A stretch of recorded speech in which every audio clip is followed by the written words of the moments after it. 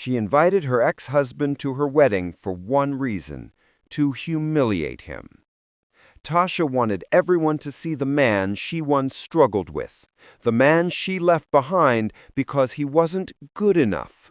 She imagined him walking in quietly, wearing the same old suit, sitting alone while she flaunted her new, wealthy life. But when the doors opened, silence filled the hall. Because Ricky didn't come looking broken.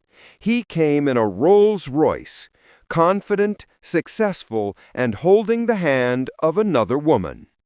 As you watch this shocking wedding unfold, remember to like the video and subscribe to the channel for more interesting stories. Ricky and Tasha started with nothing but love, dreams, and an old apartment that leaked every time it rained. They met when life was still simple. Two young people with big hearts and empty pockets. Ricky worked as a mechanic, fixing cars at a small neighborhood garage.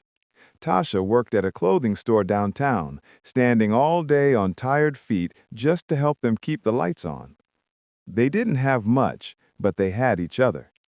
Every morning before work, Tasha would hand Ricky his lunchbox and smile.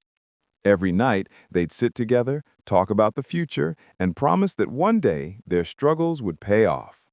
But life isn't always kind to people who start at the bottom. Their small repair shop struggled to make profit. Some weeks were good, others were hard. Ricky was always optimistic, convinced that with time, things would get better. And at first, Tasha believed that too. But when her store expanded and she got promoted, her life slowly began to change. With her new position came better clothes, new friends, and invitations to fancy places.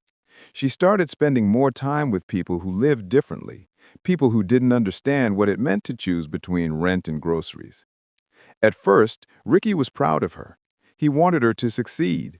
But soon, he noticed the way she began to look at him, like he wasn't enough anymore. Her new friends didn't help. They whispered in her ear, saying things like, "You're such a beautiful woman, Tasha. You deserve more than a man who spends his days under a car." At first, she'd defend him, but over time, their words started to sink in. She began to believe them. Their dinners became silent. Their laughter faded. Ricky still worked long hours, doing everything he could to keep them afloat, but Tasha had already drifted away, not in body, but in heart. Then one evening, she came home and said something that shattered Ricky's world. "I can't keep pretending I'm happy," she said quietly. "You're a good man, Ricky, but we're not the same anymore." She packed her things that night and left. No argument, no shouting, just a quiet goodbye that hurt more than any fight ever could. Ricky spent weeks trying to make sense of it. He went to work, came home to silence, and stared at the spot on the couch where she used to sit. The pain pushed him harder than ever before. He stopped waiting for luck to find him and started creating his own. Years passed. Ricky worked tirelessly, building a business from the ground up. His small garage turned into a chain of auto centers, then into an automotive technology company. His reputation grew, and with it, his wealth and influence. People who once overlooked him now sought his advice. His name began to carry weight in the business world. He became not just successful, but powerful, the kind of man others looked up to. And through it all, he stayed humble. He never forgot where he came from, or the lessons the struggle had taught him. Then one Friday afternoon, his secretary entered his office, holding an envelope. "It was hand-delivered, sir," she said.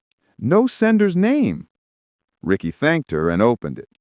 The handwriting was neat, familiar, and when he saw the first line, his breath caught. It was a wedding invitation. The bride's name? Tasha Reynolds. The groom's? Victor Hale. At the bottom, written in Tasha's handwriting, were the words, "Ricky, it would mean a lot if you came. Me." He stared at it for a long time, expression unreadable. It had been years since he last saw her, and now she was inviting him to her wedding. He could almost hear her voice again, the way she used to talk about people who made it, the way she used to dream about luxury and wealth. It wasn't hard to imagine why she wanted him there now. That evening, Ricky met his old friend Marcus for dinner. When Marcus saw the invitation, he frowned. He said, "Are you serious? After all she did, she has the nerve to invite you? You can't be thinking of going." Ricky smiled faintly. He said, "I think I will." Marcus leaned back in disbelief. "Why? You don't owe her anything." "I know, but sometimes showing up is the best answer." What Marcus didn't know was that Ricky had more reason to attend than anyone realized. The company Victor worked for, the one that made him rich enough to win Tasha's heart, was a subsidiary of Ricky's own corporation. Victor's success existed because Ricky had allowed it. But Ricky didn't plan to embarrass anyone. He wasn't going for revenge. He had moved on. His life was full now: successful career, respect, peace, and someone new who truly loved him. As he looked at the invitation again, he thought about her, Claire, his fiancée. She was kind, gentle, and the daughter of one of the most influential businessmen in the state. And soon she would be the mother of his child. When he told her about the wedding, she simply smiled and said, "If you want to go, I'll come with you." He nodded. "Then we'll go together." And so, the man who once had nothing, the man who had been left behind, prepared to walk into the past once more. Not as the poor mechanic Tasha abandoned, but as the man who built an empire from broken pieces. And when he walked into that wedding, he wouldn't be alone. The church was decorated like something out of a movie. Tall white flowers, gold ribbons, and chandeliers that glittered in the afternoon sun. Guests filled the seats, smiling, whispering, and waiting for the bride to appear.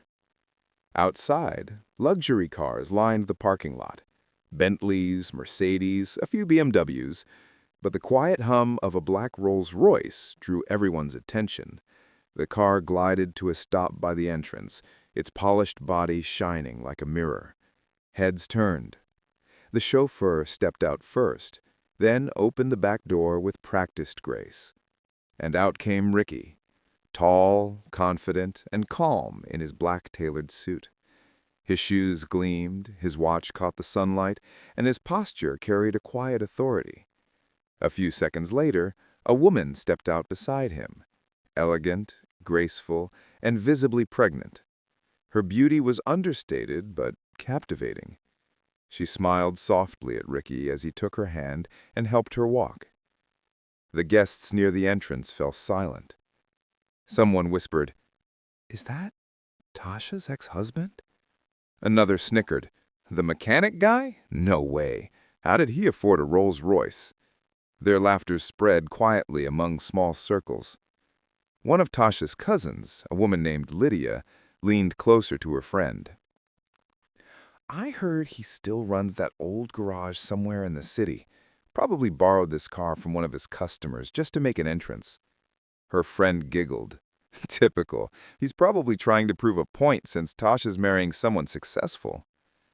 The whispers grew louder as Ricky and his fiancée walked through the entrance, unbothered by the stares.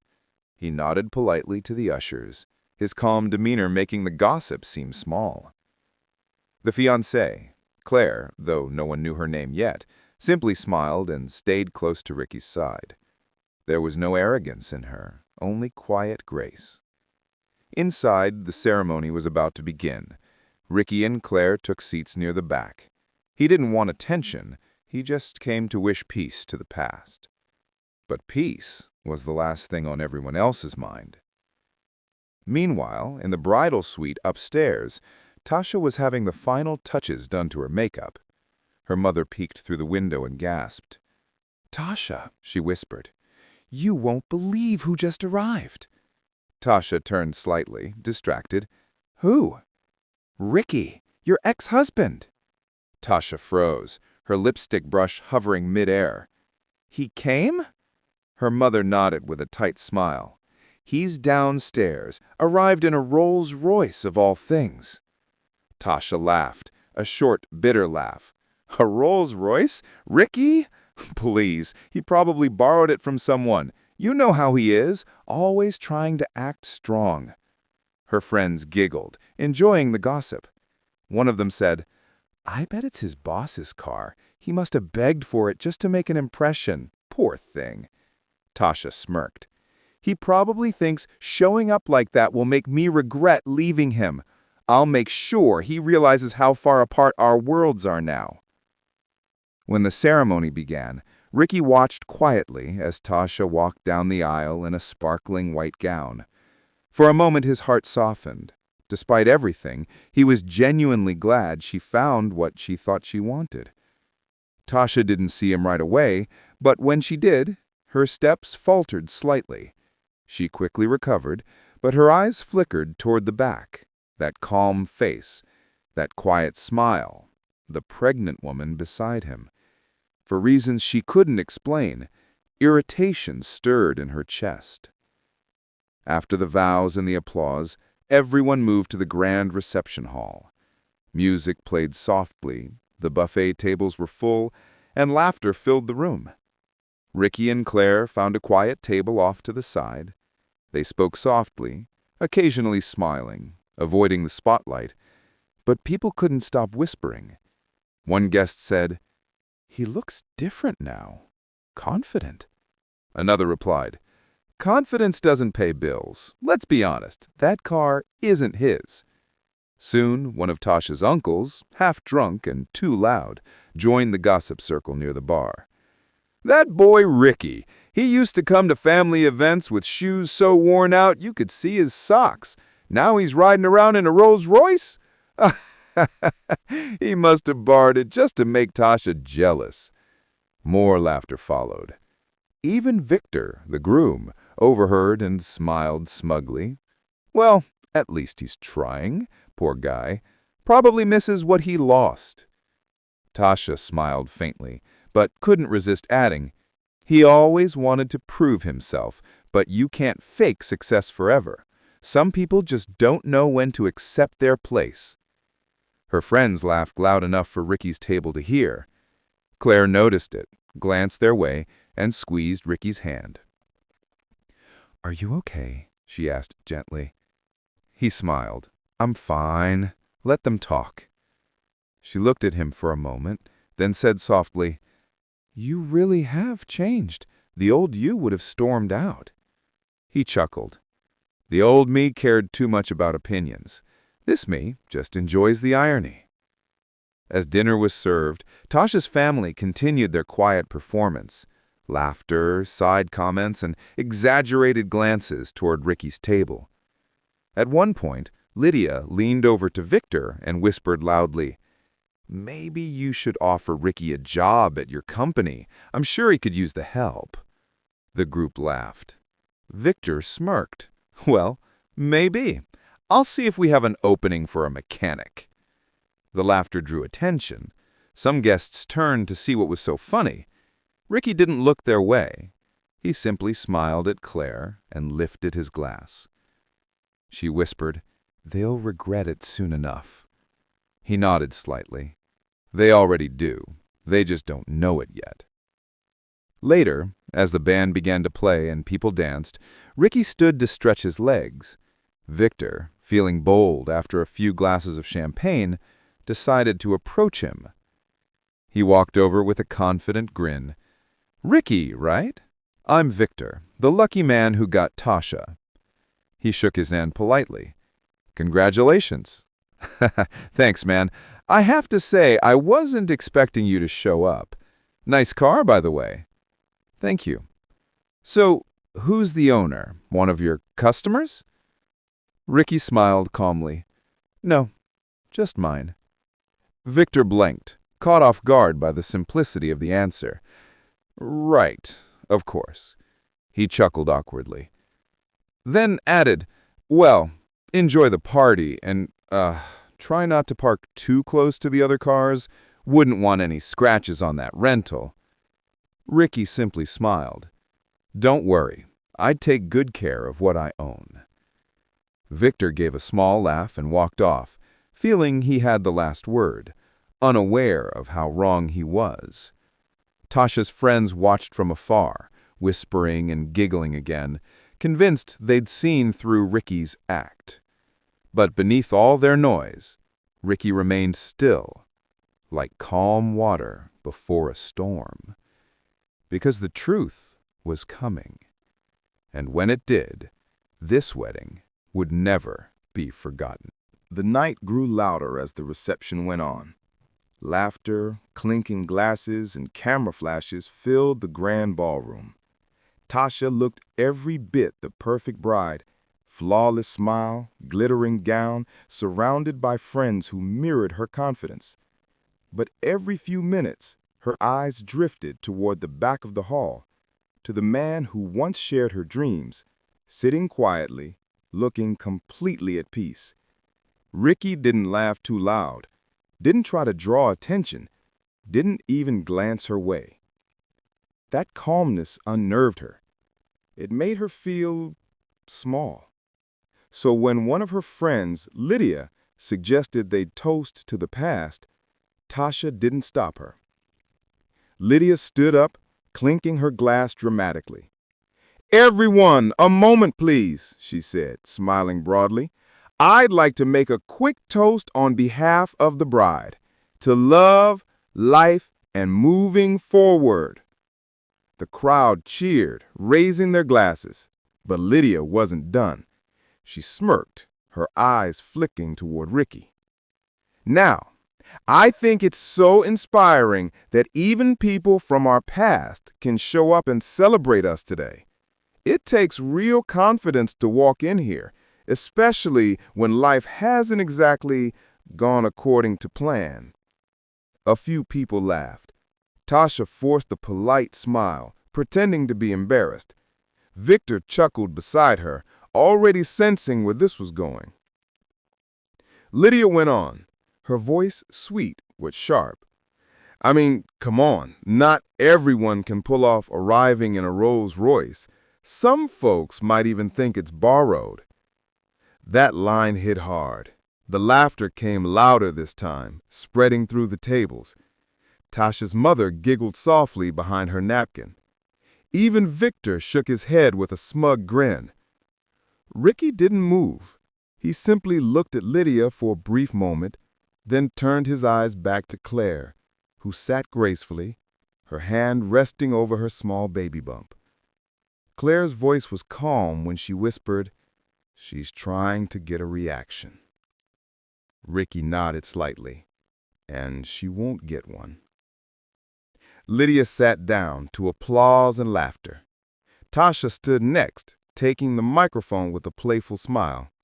"Thank you, Lydia. You always know how to lighten the mood." She then turned toward Ricky's table. "Since we're being honest tonight, I have to admit, I'm really proud of how far Ricky has come.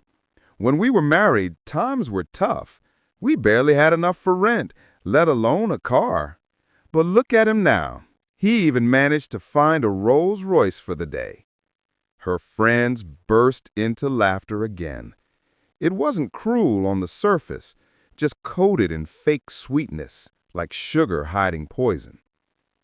"But that's what I've always admired about him, his ability to dream big, even when reality says otherwise." Victor leaned toward the mic, laughing. "Hey, Ricky, if that car ever needs fixing, I'll make sure Tasha gives you our mechanic's number." The crowd roared. Even a few guests who didn't know the backstory chuckled awkwardly, following the mood of the room. Only one person wasn't laughing: Claire. She stood up slowly, her calm composure unshaken, but her voice carried clearly through the room. "That's enough." The laughter stopped. Heads turned. Tasha blinked, caught off guard. "Excuse me?" Claire smiled politely. "I said, that's enough. You've had your fun." Victor frowned. "And who might you be?" Ricky rose to his feet beside her, his presence commanding instant attention. "She's my fiancée, and the mother of my child." Gasps rippled across the room. Tasha's face paled slightly, but she quickly masked it with a smile. "Oh, well, congratulations, Ricky. I didn't know you were engaged." Claire nodded. "Yes, to a man I'm proud of, not for what he owns, but for what he's become." Tasha crossed her arms. "Well, that's sweet. I just hope your husband isn't the type to pretend about who he is." Claire tilted her head slightly. "Pretend?" She looked at Ricky and smiled softly. "My father taught me to recognize true success when I see it. And trust me, Ricky doesn't need to borrow anything from anyone." Tasha's friends exchanged puzzled glances. Victor tried to lighten the tension. All right, no need to make a scene. Let's just enjoy the night." But before he could finish, a tall man in a gray suit approached the microphone. He was one of the older guests, a respected business figure many people in the room recognized. "Sorry to interrupt," he said, glancing toward Ricky with a respectful smile. "But since we're speaking of success, I think it's only fair everyone here knows exactly who they've been joking about." The room fell silent. He turned to Victor. "Mr. Johnson, you work with the Revolux Group, correct?" "Yes, I do. Why?" The man smiled faintly. "Then it might interest you to know that the gentleman you were just mocking, Ricky Daniels, is the managing director of Revolux Group." The room gasped. All the color drained from Victor's face. Tasha's jaw dropped. Lydia froze mid-laugh. The man continued, addressing Ricky directly. "Mr. Daniels, it's good to see you again. I didn't realize you were attending tonight. Otherwise, I'd have made a more formal introduction." Ricky nodded politely. "It's all right, Mr. Gray. I came to celebrate quietly." Mr. Gray smiled, always humble even when half the companies in this room depend on his signature. Whispers erupted. "He's the MD? He owns Revolux? Wait, isn't that the group Victor's company answers to?" Claire stood calmly beside him, her elegance radiating quiet power. And then, as if to seal the shock, Mr. Gray added, "Oh, and for those who don't know, this young lady, Claire Hammond, is the daughter of Mr. Edward Hammond, the Hammond Industries chairman." Now the whispers turned into stunned silence. Everyone knew that name. Edward Hammond was one of the most powerful businessmen in the country. Tasha swayed slightly, gripping the edge of the table. Her friend stared, speechless. Victor's lips parted, but no words came. Ricky looked around slowly, at the faces that had mocked him moments ago, and smiled faintly. Then he said with calm dignity, "I came here to wish you both happiness. That's all." He took Claire's hand. "We'll be leaving now." And with that, he walked out. Not in anger, not in triumph, but in quiet strength. The crowd parted for him like water, eyes wide, hearts pounding. Behind him, the music had stopped completely. All that remained was stunned silence, and Tasha's heart sinking like a stone. The ballroom door closed softly behind Ricky and Claire, and for a long, breathless moment, no one said a word. The music had stopped. The laughter had vanished. Only the faint clinking of a dropped fork echoed somewhere in the back of the hall. Every eye was still on the empty space Ricky had walked through. Tasha stood frozen, her hand gripping her champagne glass so tightly that it trembled. Victor stared blankly ahead, his confidence melting away like ice under heat. Mr. Gray quietly returned to his seat, leaving behind a silence that buzzed with humiliation. Then, Slowly, the whispers began. "Did you hear what he said? He's the MD of Revolux Group. That's Victor's company. Wait, does that mean he's Victor's boss?" Tasha's throat felt dry. She glanced around the hall, realizing the people who were laughing minutes ago now avoided her eyes. Lydia sat still, her cheeks flushed red. Tasha's mother lowered her head in embarrassment. All the pride, all the smirks, all the jokes, they turned into shame within seconds. Victor finally broke the silence. He could have said something earlier," he muttered, his voice strained. Tasha turned toward him. "What difference would that have made?" He glared at her, his jaw tight. "A big one! You just humiliated my boss in front of everyone. Do you have any idea what this means for me? For my business?" Tasha blinked, her stomach dropping. "Your boss?" Victor nodded sharply. "Revolux Group owns our company. I report to him. Every contract, every deal, every project goes through his approval. And we just—" he stopped, pressing his fingers to his forehead. "We just made fools of ourselves." Lydia tried to speak, but Victor shot her a cold look. "And you couldn't keep your mouth shut, could you? Let's make a toast, you said. Great idea." Lydia stammered. I didn't know." "Of course you didn't know. None of you bothered to think before opening your mouths." The room was painfully quiet. Tasha stood motionless, her face pale. Her heart pounded in her chest, echoing louder than the whispers that now filled the air again. One of Victor's business associates approached cautiously. "Victor, perhaps you should talk to him. Try to explain." Victor laughed bitterly. "Explain?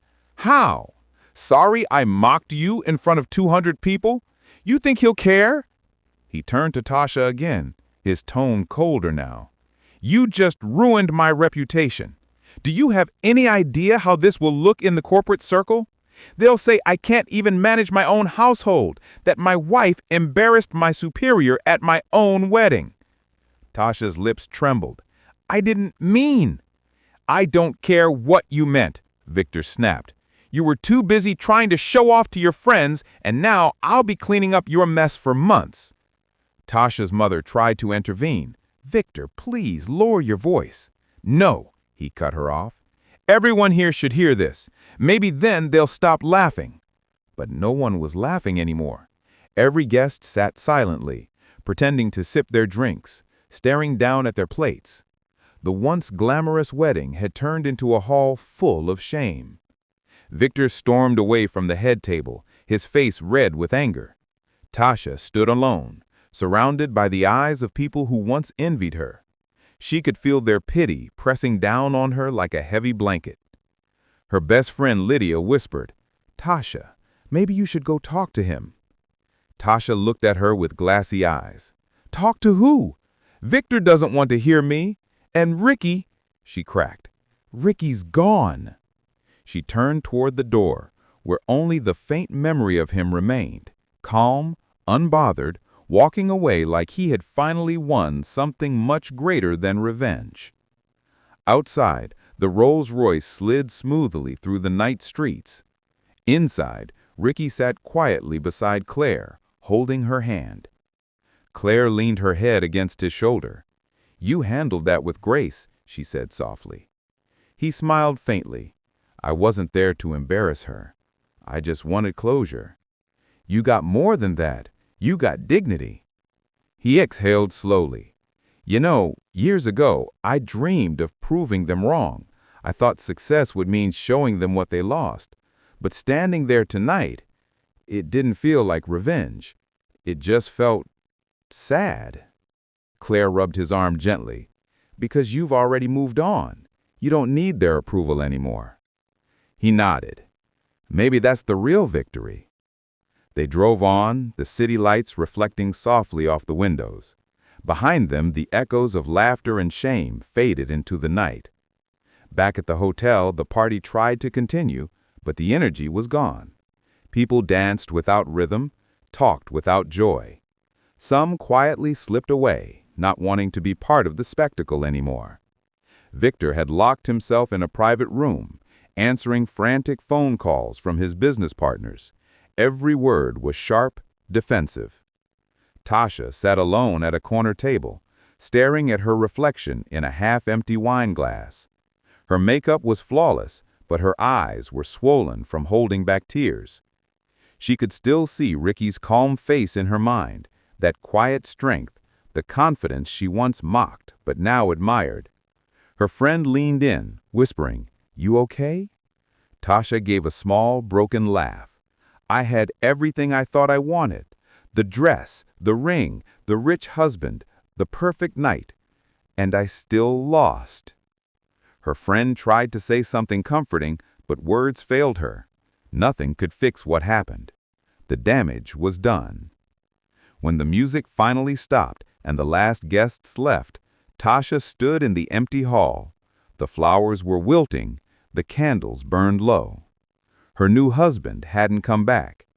And in that silence, surrounded by the remnants of what was supposed to be her happiest day, Tasha finally understood. Success, built on pride, will always crumble in the face of humility. The ballroom was almost empty now, the air thick with tension and whispers. Candles flickered weakly on tables that had long been cleared of champagne glasses and scattered napkins. Tasha sat at the head table, motionless, staring at the polished floor. Her friends and family hovered nearby, uncertain, avoiding her gaze. No one dared speak her name. The laughter from earlier had died completely, replaced with awkward silence and unspoken shame. Victor finally emerged from his private room, his face red and drawn. He surveyed the hall, then approached Tasha with a mix of anger and disbelief. "Tasha," he said, voice low but sharp, "what were you thinking? Mocking someone who literally owns the company I work for at my own wedding." Tasha opened her mouth, then closed it. Words wouldn't come. She wanted to defend herself, but she had no defense. Her smirk had vanished, leaving only guilt and confusion. Victor continued, "Do you realize what this looks like to my business associates, to my partners?" His hands trembled slightly. "You embarrassed me in front of my company, in front of everyone who matters." She finally whispered, I didn't know." "You didn't know?" he snapped.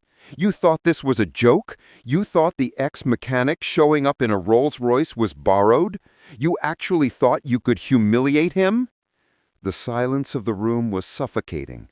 Some of Victor's colleagues murmured among themselves. The reputation of the wedding, and by extension Victor's judgment, had been publicly undermined. Tasha looked down, realizing she was now alone in her own arrogance. The people who had supported her laughter before were now distant, embarrassed by their complicity. Her mother's eyes were downcast, and Lydia shifted uncomfortably on her feet, knowing their mockery had contributed to this disaster. Outside, the Rolls-Royce glided silently through the city streets. Ricky sat with Claire, calm, unbothered. "You handled everything so gracefully," Claire said softly, her hand on his arm. Ricky nodded. "I didn't go there to prove a point. I went there to close a chapter, and it seems the universe helped me do it." Claire smiled. They finally saw the truth. Ricky's eyes were distant, reflecting a quiet satisfaction. "They did, and I didn't even have to say a word. Pride and arrogance have a way of exposing themselves. That's their own punishment." He looked at Claire, a warm smile spreading across his face. "And we walked away. That's all that matters." Back at the hotel, Victor called his office repeatedly, his frustration mounting. Every associate he spoke to reminded him of Ricky's position and influence. Suddenly, Victor's so-called security and power felt fragile. His confidence had been shattered in front of the people who mattered most. Tasha stayed silent beside him, the reality of the night crashing down. She had wanted to humiliate Ricky, to show the world she had moved on, that she was better. Instead, the opposite had happened. She could still hear the whispers.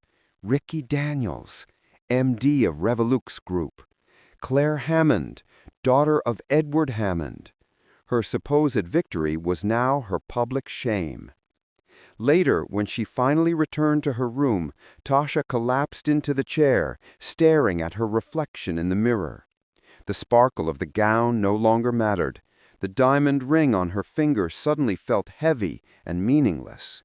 She could still picture Ricky leaving, calm, composed, holding his fiancée's hand, leaving a trail of respect and dignity behind him. He hadn't screamed, he hadn't tried to humiliate anyone. He had simply walked away, showing everyone the difference between arrogance and true strength. Her mind raced. How had she been so blind? How had she thought her laughter and mockery could outweigh years of hard work, intelligence, and integrity? For the first time, Tasha understood a bitter truth. Some victories cannot be stolen. Some respect cannot be faked. And some people simply leave behind those who fail to recognize their worth. The news spread quietly the next day. Some guests told friends, others posted discreet updates online. The story of the wedding, the Rolls-Royce, the calm ex-husband, the reveal of Claire's identity, and Tasha's humiliation circulated among business circles. Ricky's name carried more weight than ever. People admired him not just for his success, but for the quiet elegance with which he handled his past. Meanwhile, Tasha's world felt smaller. Every glance, every mention of the wedding reminded her of how she had misjudged the man she once loved. Victor's anger subsided, replaced with cautious distance as he focused on repairing his own reputation. Tasha's laughter, once confident and unshakable, was gone. She had wanted to show Ricky she had moved on. Instead, she realized the truth too late. The world had moved on without her. And Ricky? He was gone, out of her life, and moving forward into a life full of love, respect, and a family that valued him. Something Tasha could only watch from afar. Weeks had passed since the wedding, but the memory of that night lingered like a shadow over Tasha. Every time she closed her eyes, she could see him, Ricky Daniels, walking out of the ballroom with Claire at his side, calm and dignified, leaving the chaos behind. Her marriage to Victor, once dazzling in the eyes of friends and family, had begun to show cracks almost immediately. The humiliation of the wedding had put a strain on Victor's confidence. Where he had once been brash and controlling, he now second-guessed every decision, fearful of anyone discovering that the man he had mocked was, in fact, his superior. At home, Victor's frustration often boiled over. Tasha tried to apologize, tried to explain her actions, tried to regain the respect she had lost. But Victor, though angry, was careful now. The fear of social and professional embarrassment had made him distant. Arguments replaced laughter, tension replaced comfort, and Tasha realized too late that her attempts to control the past had destroyed the present. Meanwhile, Ricky's life was moving forward with steady grace. He and Claire had settled into a spacious home, filled with warmth and the subtle joy of anticipation. The news of the wedding incident had reached some of his colleagues, but he paid little attention. For Ricky, success wasn't measured by vengeance or recognition. It was measured by peace, integrity, and the life he was building with someone who truly loved him. Claire, radiant and serene despite her pregnancy, often held Ricky's hand as they planned for their child. "You did the right thing," she said softly one evening, resting her head on his shoulder. Ricky smiled faintly. "It wasn't about proving anything. I just wanted closure. And you got it. Not with confrontation or anger, but with dignity. That's more powerful than anyone could ever understand. He nodded. Exactly. Some people get left behind, and that's okay. Life has a way of taking care of the rest. Back in Tasha's world, the whispers of the wedding continued. Guests discussed the events with colleagues, friends, and family. The story of her attempt to humiliate Ricky and her failure had become a cautionary tale. Even among her circle of wealthy friends, her reputation had taken a hit. They no longer looked at her with admiration. Instead, their glances carried subtle judgment. Tasha tried to focus on the material comforts of her life. The house, the jewelry, the luxury she had once thought would fill the gaps in her heart. But all of it felt hollow. Without respect, trust, or the love of someone who valued her as she had valued Ricky, the wealth and status felt meaningless. Victor tried to repair the damage to his business image, but Tasha could see the distance growing between them. Their conversations were strained, their laughter forced. For the first time in years, she felt powerless. She had wanted to show Ricky that she was better off without him, and yet, in her own life, she had lost more than she ever realized. Months later, Ricky received a small note from Tasha. She wrote briefly, apologizing again for her arrogance and acknowledging that she had misjudged him. He read it quietly, then placed it in a drawer. He never replied. Some people might have thought it cruel, but Ricky didn't see it that way. He had no desire to reopen wounds or dwell on the past. His life was moving forward, filled with love, anticipation, and the satisfaction of knowing that his actions had been guided by integrity rather than ego. Tasha, on the other hand, was left to reflect. She saw now that success built on humility and effort carried far more weight than status flaunted for pride. She had wanted to humiliate the man who once loved her, and in doing so, she had exposed herself to the harsh truth: her choices had consequences, and some losses could never be undone. Ricky and Claire's home grew warmer with the excitement of their child on the way. He spent weekends teaching Claire little things about life and business, and she laughed at how he could be so serious about the smallest lessons while still making everything feel effortless. Tasha, meanwhile, watched from the sidelines. Socially, financially, and emotionally, she had achieved what she had thought would make her happy, but the emptiness remained. The life she tried to show off could never replace the life she had lost. In the quiet of his home, Ricky looked out the window one evening, smiling softly. He had everything he wanted: respect, love, family, and peace. Not revenge, not wealth flaunted, just life built with care and intention. And somewhere far away, Tasha understood the final bitter truth. The man she once left behind had become everything she could never be. And nothing, no wealth, no party, no humiliation, could ever change that. And so the story ended, not with reconciliation, but with clarity. Success had chosen him. Regret had chosen her. And the world went on.